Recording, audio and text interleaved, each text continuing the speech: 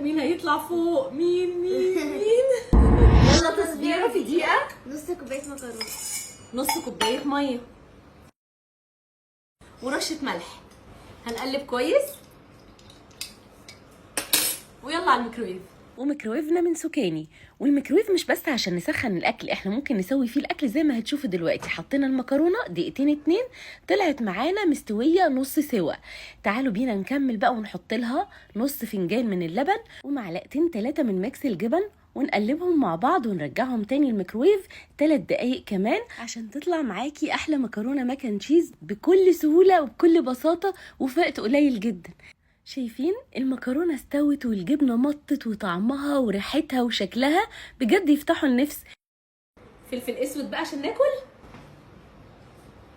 تحفه. مين هيطلع فوق؟ مين؟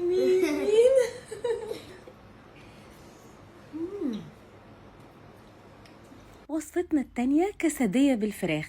كان عندي صدر فرخة هينشف محدش هياكله، خليت رودي قطعته بالشكل ده، وانا جبت العيش، عيش تورتيه، حطيت عليه بقى اي صوص. انا حطيت مايونيز حار، وبعد كده حطيت رشة جبنة، زيتون، فلفل لو بتحبوا البصل كمان. وبعدين حطيت الفراخ اللي رودي قطعتها، حطيت عليها شوية جبنة كمان ورغيف تاني من عيش التورتيه.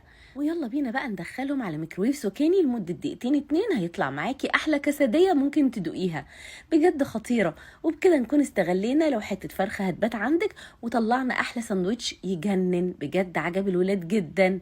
بصوا الجمال، تحفة، ولا اسهل من كده. تصبيرة في دقيقة. وتعالوا نحلي تحلية سريعة. بنحب السينابون، مش قادرين نعجن ولا نخبز، يلا نجيب 3 من التوست ونقطع الاطراف بتاعتهم، تمام، ممكن ناكلها عادي. وبعد كده هبتدي افردهم بالنشابه. هايل. تعالوا نقطعهم نصين بالطول ونبتدي نرصهم فوق بعض، يعني اخر الطرف على الطرف التاني.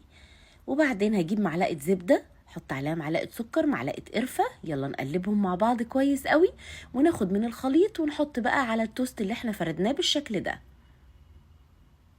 يلا بينا نلف رول، وحط الرول فوق الرول التاني والف. ويلا بينا نحطه بقى في كب وعليه معلقتين بالظبط من اللبن، وعلى ميكرويف سكاني لمدة دقيقتين. الله بقى، الله على الريحة تجنن. يطلع من الفرن عليه حليب مكثف وصوص كراميل واي مكسرات عندكم، وبقى عندك احلى سينابون ممكن تاكليه وفي دقيقة واحدة بس. شايفين الجمال؟ بجد طعمه كان خطير، رودي انبهرت بيه، تحفه، طلع خطير. رودي ما كانتش مصدقه انه هيطلع زي اللي بنعمله بالعجينه، كانت منبهره. ساعات بالليل بنبقى عايزين ناكل حاجه مسكره، وبما اننا كلنا بنحب كيك الشوكولاته، تعالوا نعمل كيكه شوكولاته بالظبط في دقيقتين.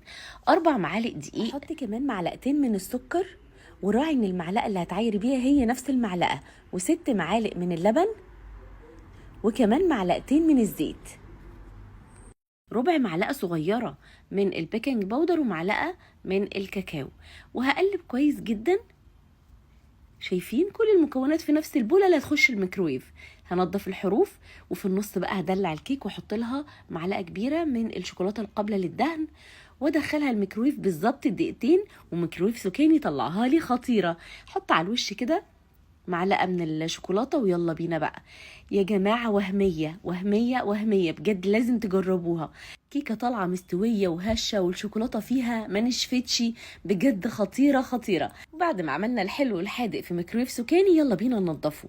هحط بقى كوبايه من الميه، عصير ليمونتين، واحط القشر بتاعهم، معلقه كبيره من بيكربونات الصوديوم، وكمان معلقه من الصابون السائل بتاع المواعين.